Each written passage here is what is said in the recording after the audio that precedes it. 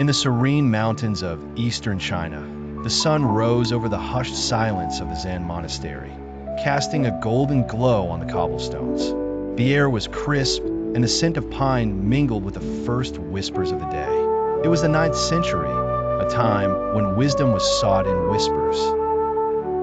On this particular morning, a young monk named Liang sat cross-legged in the main courtyard, staring intently at an ancient, gnarled tree.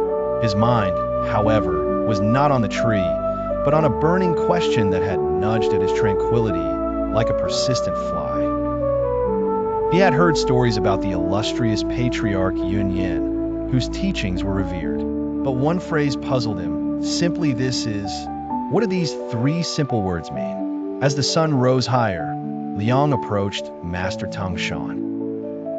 Master Tung Shan was a figure both respected and feared for his depth of understanding and sudden, enlightening retorts. Master, Liang began hesitantly, I have a question about Patriarch Yun Yen's words.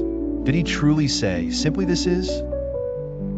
Master Tung Shan paused, allowing silence to fill the space between them, as if considering whether the young monk was ready for the truth. After a moment, he nodded. He certainly did. Encouraged, Liang pressed on. Do you know what he meant by that? Tung Shan turned slightly, contemplating the mountains in the distance, their peaks shrouded in mist. At that time, he said with measured calm, I was too foolish to understand the truth of the patriarch's statement.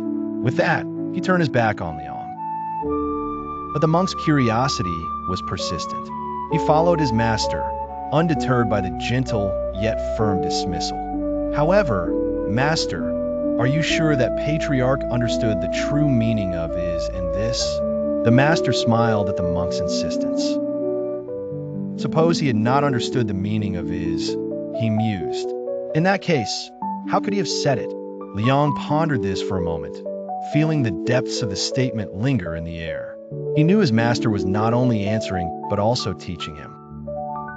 What if, Liang proposed, his mind ablaze with thought, what if he had understood the meaning of his well?